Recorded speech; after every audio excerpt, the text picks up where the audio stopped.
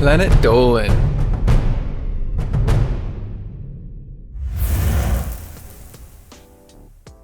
What company tried to sell a cereal made with orange juice? Why did a movie tie-in cereal end up looking not safe for work? From failed ideas to weird mascots, here are 15 of the strangest breakfast cereals ever sold in stores. Hey there, I'm Hellbent. I'm here to learn you suspiciously amazing facts that I didn't just make up.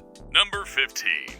Punch Crunch. Captain Crunch has had plenty of variations over the years, but perhaps none have been as odd as this fruit punch flavored variety. The cereal debuted in 1970, featuring a hippo in a sailor's uniform named Harry S. Hippo and featured pink rings. It's hard to say whether a fruit punch cereal was a good idea, but naming your cereal so that it sounds like you want people to assault your mascot probably isn't. Oh, and just take a look at him, he's so punchable. Number 14.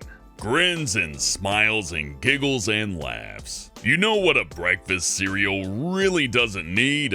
A backstory. But here's the first of many cereal backstories you're about to hear. Prepare for the deepest of lore. Cecil was a breakfast robot who was constantly in a bad mood. He wouldn't produce any cereal unless the people around him made him laugh. But when he laughed, he produced boxes of cereal from his gaping maw. Also, the cereal pieces are smiling faces. So to sum it up, a grumpy robot laughs and vomits up emoji cereal. Someone in the 1980s thought that was a good idea for a cereal backstory. Today, I think that's just a fetish.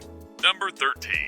Freakies. If you were to read up on what this cereal was like, you might be more likely to think of it as some kind of Saturday morning cartoon.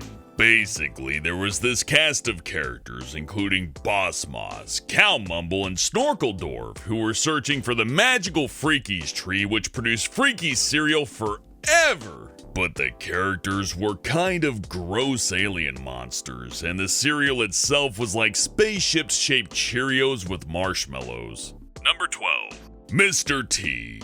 While Mr. T is mostly known today as the Pity the Fool guy from Rocky III, he was a relatively big celebrity in the 1980s. Big enough, it turns out, to get his own T-shaped cereal and record a commercial where he tells a bunch of kids to stay in school. Also, I think Pee Wee Herman ate it every single day.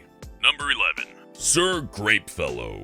Okay, so first of all, grape-flavored cereal is already kind of weird, but not any worse than fruit punch, right? What's really weird about this cereal is that they tried to brand it to kids with a World War I fighter pilot. In the 1970s, you know, decades after World War I, World War II, the Korean War, and during the Vietnam War, and just what? And Sir Grape Fellow wasn't the only part of this either. You can't have a one-sided war after all. He was accompanied by his eternal rival. Number 10. Baron Redberry. Yes, that's right. Sir Grape Fellow and Baron Redberry were companion cereals like Count Chocula and Frankenberry. Only instead of being friends, these two cereal mascots were trying to kill each other in an aerial dogfight with 60-year-old propeller planes. You know, cool 70s kid stuff that makes you hungry for cereal and death. They say the war never really ended for Sir Grape Fellow and Baron Redberry. Best we not talk of him. Number 9. Urkelos. Steve Urkel was a weird cultural flashpoint in the 1990s. Jaleel White's character from Family Matters almost single-handedly propelled that show into relevance. Somehow, Urkel, the nerdy guy everyone loved to laugh at, was the star of the show. So much that he actually got his own cereal. A strawberry banana flavored cereal that came complete with a really bad rap track commercial. Strawberry banana fruit flavor so fine. Just one little bite and I know she'll be mine.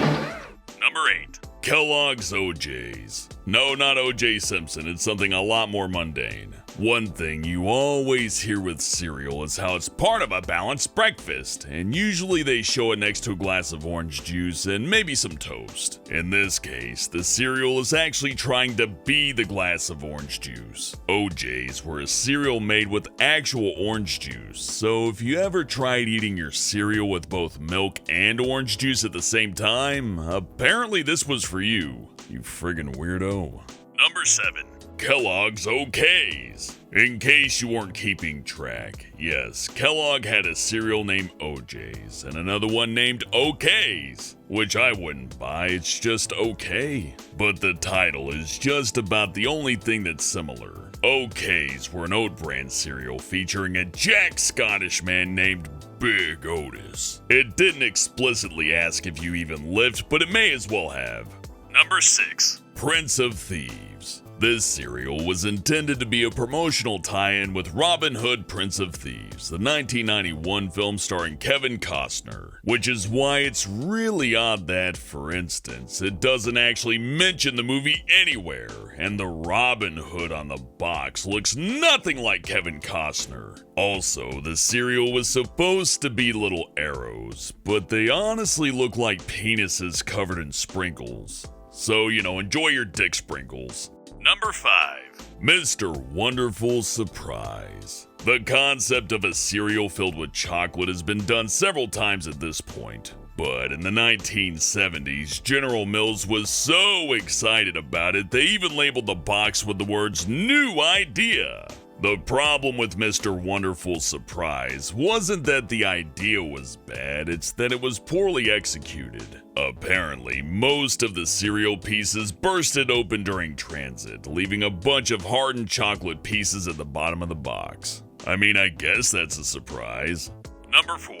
Green slime. You might remember that green slime that Nickelodeon used to drop on people's heads during its TV shows. Its sole purpose was to be gross. It did well in its job, which made it kind of weird that they would then make a cereal branded with it, pretty much telling people to eat the stuff they'd been grossing everybody out with. Number 3. Booty-O's. When the WWE wrestling team The New Day unveiled a new cereal called Booty-O's, it was just a joke. But the joke actually went over really well, and so eventually the joke became real and Booty-O's became the latest in a long line of weird WWE branded cereals. Number 2. Instant Banana Corn Flakes. The idea of freeze-dried fruit in cereal isn't a terrible one. It's been done many times with strawberries, but it was a bad idea to do it with bananas. It turns out freeze-dried bananas reconstituted with milk didn't taste very good, and they also had a tendency to turn brown almost immediately. Number 1. Kellogg's Crunchy Logs. This is exactly what it looks like, but also not at all what it looks like. This is a cereal called Crunchy Logs, and the cereal itself is a bunch of long brown tube-like objects. Like logs, of a sort. We're not making any jokes about this one, so you know what to do, comment section, have at it. I blew out my voice doing cameos, now I'm turning into Filthy Frank! This video was made possible by our fans over on Patreon. Thanks for your support, guys. Thanks for watching, and I'll see you next time.